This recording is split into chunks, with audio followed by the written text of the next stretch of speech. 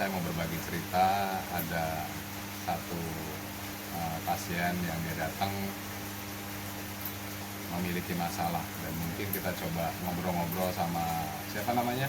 Saya Usman. Sri.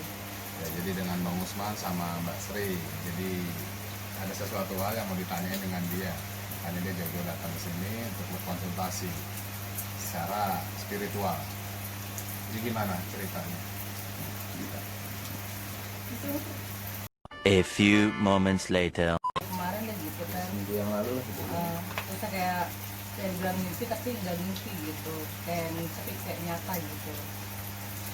Terus saya kayak diajak sama kaki gitu kan, jalan gitu, diajak makan gitu kan ya. Nah terus tiba-tiba nggak tahu kenapa, terus saya kayak jalan di kayak naik gunung gitu kan, di gunung, terus kayak di rumah Tua. rumah tua Zaman gitu. dulu lah sebenarnya. Nah di situ tuh ada bapak sama ada sepupu saya gitu. Nah terus saya dikasih makan gitu di situ. Nah terus Dalam mimpi itu yang ada siapa aja? Wujudnya, maksudnya yang ngajak makan ini ada wujudnya nggak? ada yang ngasih makan tuh kayak perempuan gitu. Kalau salah perempuan tuh yang saya piringnya gitu, yang suruh silakan makan gitu tuh kayak perempuan gitu. Terus Kayak gitu. Terus datang ke rumah mamanya suami, dijelasin lah gitu. Tentang mimpi ini, mimpi istri ini, ternyata setelah dijelaskan yang bisa menyelesaikan masalah ini, kunci jawabannya ke Kiseno. Jadi makanya kami datang kemari berdua ini untuk mendapatkan jawaban dari mimpi yang dialami istri saya ini. terus mimpinya setelah ketemu perempuan dikasih makan, terus ada suara apa atau apa, ada omongan apa dari perempuan itu, apa omongan gimana? Cuma bilang gitu, ini rumah orang sakti gitu, dulunya tuh ini rumah orang sakti gitu doang, sakti gitu udah. Itu kan saya nggak ngerti gitu, jadi ya udah. Ya habis makan saya kebangun benar-benar sakit gitu, Lemes gitu. lemas. Ya dari situ kan dapat mimpi, terus di situ ada rumah orang sakti. Terus kenapa tujuannya bisa kesini ini? Lantaran dari mana? Perantaranya dari mana? Perantaranya Kok gini. bisa kesini datangnya? Saya main ke rumah mamang nih, saya lagi terapi saraf pijit. Terus saya tahu-tahu kenapa ngobrol terbuka pembicaraan tentang mimpi. Jadi saya setelah dijelaskan sama mamang saya ini bahwa yang bisa menyelesaikan permasalahan yang mimpi saya ini yang Kiseno, karena kebetulan beliau memang belum pernah ketemu Maki, Belum pernah ya? belum pernah. Tapi Mungkin lihat dari foto kan? nah, ada dia foto. pernah main ke rumah, pernah lihat foto di rumah saya ada foto Kiseno.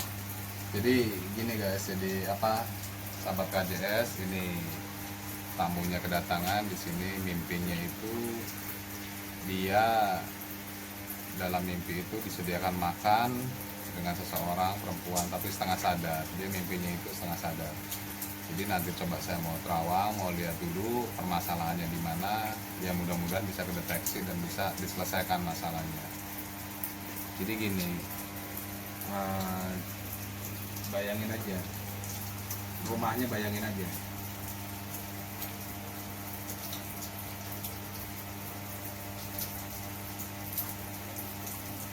jadi dalam mimpi itu ada satu rumah tua. Rumahnya itu temboknya setengah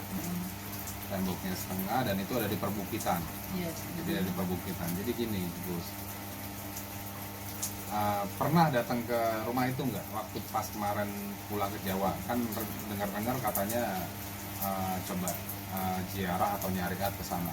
Pernah memang ke sana, tapi tujuannya sih nggak ada apa-apa. Tujuannya sana sih cuman diajak kata tawasulan di situ. Udah, Dia mau kata makam salah satu wali yang ada di lingkungan kampung tersebut. Ya udahlah, kami akhirnya datang ke situ. Suasana rame, memang udah ada beberapa orang yang mau tawasulan di situ. ketemu sama salah satu guru kuncinya, saya lupa namanya siapa. Ya kami ngobrol-ngobrol, setelah ngobrol-ngobrol kami diarahkan ke makam wali tersebut. Setelah di makam wali tersebut, ya kami suruh tawasulan, suruh membaca semacam sholawat, istighfar dan kirim al-fatihah buat beliau di situ. Hanya itu sih yang kami lakukan di situ. Selebihnya kami tidak mengikuti acara di pilihan mereka. Jadi gini, kesimpulannya gini. Jadi buat sahabat KJS dimanapun berada, jadi kita boleh ziarah, tapi yang terjadi permasalahan di sini terkadang terbesit permintaan, walaupun dalam hati biasanya itu bisa timbul efek masalah. Jadi biasa timbul efek masalah. Yang saya lihat di sini ada jin pesugihan yang ikut. Jadi yang tadi saya lihat secara mata batin, dia datang ke tempat ritual itu, ke tempat gunung itu, di situ memang ada, karena di setiap makam siapapun ya, itu pasti ada hal negatif dan positif. Jangankan di makam, di diri manusia seperti kita aja ada hal positif dan negatif, apalagi udah meninggal. Terus kita meyakini bahwa makam itu bisa memberikan karomah ataupun keberkahan, itu udah salah, itu nggak boleh. Jadi tujuan kita, buat yang belum paham, tujuan kita kalau untuk ziarah kemanapun atau ke makam siapapun, jangan pernah terbesit ada permintaan. Karena di sini belum tentu sesuai hasilnya dengan apa yang kita inginkan. Yang ada malah jadi masalah kayak gini. Jadi nanti di pembersihan aja, pembersihan aura, minimal puasa 3 hari mudik Untuk menghilangkan jin tersebut. ya, negatif, untuk menghilangkan negatif. Karena kalau misalkan itu nggak dibuang ataupun nggak dihilangkan, dinetralkan, takutnya ngefek ke kesehatan. Yang pertama kesehatan, karena Agus kan sendiri kerasa mulai sakit-sakit kan. Terus ke ekonomi juga pengaruh pastinya, apalagi sampai mimpi kayak gitu. Insya Allah atas izin Allah gitu, saya sebagai jembatan, saya masih mampu, insya Allah mampu saya bersihkan nanti. Jadi siapnya kapan mau di sini? Ya, mungkin nanti sih selesai, kebetulan istri kita nih lagi head, Halangan ya. lagi halangan, nanti kita bareng selesai istri datang bulan selesai, nanti kami kembali lagi deh untuk untuk melakukan pembersihan yang Aki kasih petunjuk ke kami. Ya udah. Oh iya, gini, ada lagi cerita nih tambahan sih ya. Kebetulan kami ini udah berjalan 2 hari yang lalu ya, mulai dari Selasa kemarin, Selasa apa sih? Ke makam Senin. Kami saya nih ada beberapa orang, ketemu orang-orang yang menurut saya orang ngerti tentang ya atau berkebatinan lah. Saya suruh ke makam-makam wali yang ada sekitar kampung saya. Nah kebetulan ada 2, menurut orang, saya nanya sama orang-orang tua di sekitar saya lah, saya anggap orang sepuh situ, ada 2 makam wali. Ya. Nah satu nama makam walinya Syekh Aulia di daerah Nagan, yang satu lagi Mbah Buyut itu daerah PLN. Kebetulan ya kami akhirnya ke situ sama saya emang biasa kalau melakukan ziarah tuh sama istri. Nah ziarah pertama kemarin itu ke Sultan Aulia dulu. Kalau Aulia saya tuh siang lah, sekitar jam 10:30 lah sampai lokasi. Saya memang sebelumnya pernah ke situ.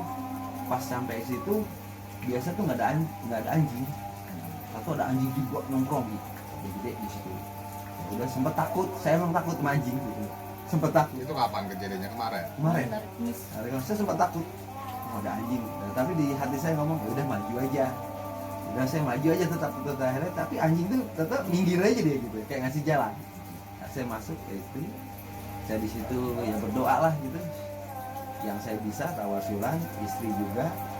Tapi kalau istri mengalami hal yang aneh. Kalau saya kan biasa melek aja gitu kan. Dia merem. Dia diputerin sama harimau putih.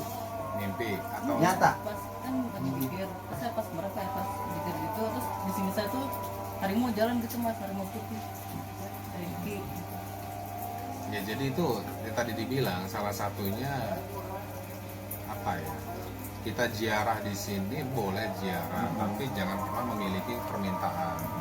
Walaupun kita meminta segala sesuatu hal berkah atau apa, kemudahan rezeki, nanti timbulnya efeknya nggak sesuai dengan yang kita minta, malah jadi imbasnya ya efek-efek negatif. Kayak sebenarnya gini, kita berbicara kayak tadi cerita dari Agus, dia cerita dihalang dengan anjing, 3 anjing yang biasanya di situ nggak pernah ada anjing, itu sebenarnya udah kita harus tanda tanya bahwa memang kita nggak boleh gitu. Jadi di situ harus tanda tanya dengan nggak boleh, tapi kita nekat untuk maju, akhirnya dia menyingkir karena memang sebenarnya itu dia udah melarang, cuma karena nggak mungkin bisa berbicara dengan manusia aja, jadi itu sebenarnya simbol-simbol. Jadi kayak misalkan harimau putih dikelilingin kayak gitu, artinya harimau putih di sini bisa jadi dia ada pendamping dari si Sri, bisa jadi penunggu dari di wilayah situ tersebut yang saya datangi. Jadi kesimpulannya gitu, jadi nggak ada larangan kita untuk berziarah, tapi satu, ziarah itu untuk mengingat kematian.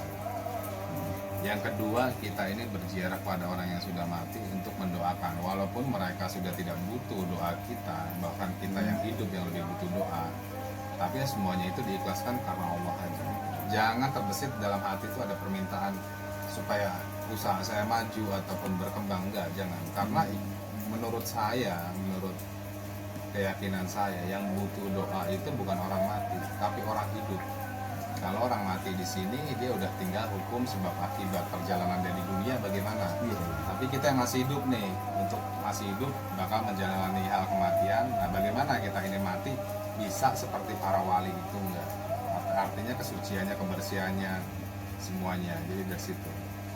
Jadi nggak ada masalah, besok-besok mau ziarah pun nggak ada masalah. Cuman jangan ada terbesit permintaan, keinginan jangan. Karena yang pertama menjaga kemusyrikan, yang kedua takutnya apa yang kita minta ini diijabahnya bukan dengan Tuhan tapi dengan hal yang negatif. Jadi kalau hal negatif itu gini Gus, kita meminta kepada, misalkan ya, kita meminta kepada ahli kubur atau makam. Terus kita ada permintaan dan di situ apa yang kita minta terkabul, tapi yang mengabulkan ini bukan Allah, bukan langsung Allah ya, tapi dari hodam, bisa jadi korin, bisa jadi jin yang ada di situ. Itu pasti ada nantinya ada efek. Jadi ibarat gini lah, gua kerja, ya kan, gua kerja, terus gua udah kerja, gua nggak dibayar, otomatis gua nggak mau. Begitupun mereka, Minta timbal balik. pasti ada timbal balik, pasti sedikit banyak ada timbal balik. Makanya kalau bisa ya buat ziarah, jangan meminta segala sesuatu hal. Tujuan kita ziarah apa? Mengingat kematian, mendoakan orang yang sudah mati. Udah itu aja, titik, udah selesai. Zikir sebentar, bacaan zikir apa aja, al-fatihah, sholawat apa itu bagus semua. Baru kita langsung pulang. Tapi jangan ada permintaan. Tetap kalau mau minta di rumah aja. Gitu. Ada pertanyaan lagi? Ya, saya alhamdulillah atas penjelasan hati semuanya. Saya makasih banyak, karena udah cukup. Cukup. Udah Jadi mengerti. apa namanya, nanti aja kalau misalkan udah halangannya udah bersih, datang aja ke sini. Nanti coba dibersihin, dinetralin semua. Setelah pembersihan, netralin, baru menjalankan puasa 3 hari. Iya, makasih Jadi, banyak ya. puasa di sini untuk membersihkan ruh dalam diri kita, sekaligus untuk mengendalikan nafsu dalam jasad kita. Amin. Jadi gitu aja sahabat KJS, tanya-tanyanya sharing-sharing ya, mudah-mudahan insya Allah ini bermanfaat buat yang belum paham. Bagi yang sudah paham ya, mungkin kalau ada kritik, ada sesuatu hal yang salah saya ucapkan, saya mohon maaf. Jadi kalau mau ada kritik-kritik bisa langsung komen-komen aja. Jadi komen yang baik-baik supaya mendidik. Artinya kita ini orang timur ya kan, diajarkan tentang adab. Jadi gitu aja, jangan lupa like, subscribe, and comment. Assalamualaikum warahmatullahi wabarakatuh. Waalaikumsalam.